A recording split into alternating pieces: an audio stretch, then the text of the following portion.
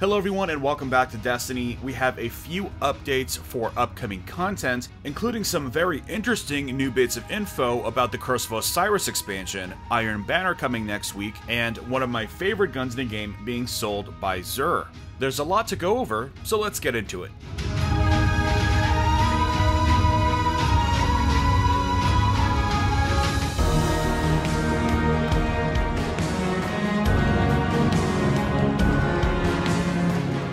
So first up, we have some more details about Curse of Osiris by way of an article from PC Gamer.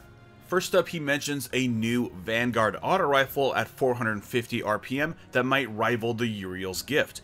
This is kinda cool because it implies that all of the tower vendors are going to be getting a refresh on their stock. Now, I personally hope that they keep the old Season 1 stuff as well, because I think the game just needs more guns. And so I really hope that this does in fact imply that we're getting a brand new stock of weapons for all of the vendors. Next up, we got some more information about that Vice grenade launcher that we saw in the teaser, and it turns out that that's an exotic grenade launcher called the Colony. And it's called that because if you miss a direct hit with the grenade launcher, then it will spawn little robotic spiders that will seek out nearby targets. I suppose you can think of it as a sneakier version of Wolfpack rounds. Sounds kinda cool, we'll have to wait and see if it's a very effective weapon. Then the article gave us some insights into the length and breadth of the campaign. It turns out the Curse of Osiris campaign will feature 8 missions. Now, I don't think these missions will be as epic as they were in the original campaign, but it's still a good number. There's a good number of people from the press that got a chance to play the campaign early, and a lot of them have really positive responses to it. It definitely looks like it's shaping up to be much more epic in scale than the DLCs in Destiny 1 were, so it looks like we can all sigh in relief. Now, the interesting thing about these 8 missions is that 2 of them are apparently large enough in scale to be their own strikes. So you're going to experience them during the campaign, they'll be woven in seamlessly, but then they will function as standalone strikes that will be added to the Vanguard playlist. This gets me very hopeful for the future of strikes, because one thing very curiously absent from the strikes in Destiny 2 was any sense of context within the world and within the campaign. In Destiny 1, they sort of happened while you played the campaign anyways. I mean, they were optional, but they were revealed as it was important to the story. And in later expansions and updates, they kind of revealed them to you through quests, so you actually had a lot more context for them. If they're woven into the campaign, then this might be a really good way to make them feel like they matter more. Moving on, this week we have the return of the Iron Banner. It starts November 21st at 1 AM and will conclude November 28th at 1 AM.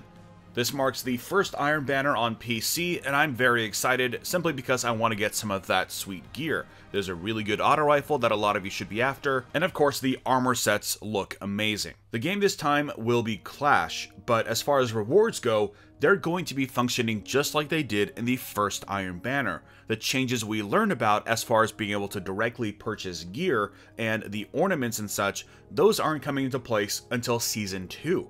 So you can expect the next Iron Banner to feature these changes. Now, of course, this being Season 1, this is also your last opportunity to earn the Shades of Radagast emblem. This will be going away after Season 1, and then there will be a new emblem for us to earn. Aside from that, some of you have been asking whether or not the hard light is worth buying, and I just wanted to play some of the footage here so you can kind of see for yourself. I'm in love with the hard light. I got it very early on with the PS4 release, and I feel like it's even better on PC. It's very stable, a lot more stable than the screen shake might actually imply, but the best parts of this weapon come with its perks. Its first exotic perk essentially negates all damage fall off, so you can snipe with this weapon from very far away without having to worry about doing less damage. Also, the rounds ricochet off hard surfaces, making it kind of a fun gun to use. Now, the big change for this weapon in Destiny 2 is the fact that you can change the element of this weapon on the fly. It's not as easy as it is with the Borealis, where you can just hold down the reload button.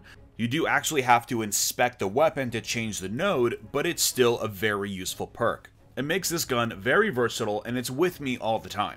So if you still don't have this weapon, definitely pick it up from Xur this week. Anyways, that brings us to the end of this news roundup. Let me know in the comments below if you're ready to jump back into the Iron Banner. Myself, I'll be participating simply because it's a new platform and I want to get some of the gear, but aside from that, I'm really looking forward to Season 2. Anyways, drop a like if you enjoyed this video and subscribe for more Destiny content. And I will see you all next time.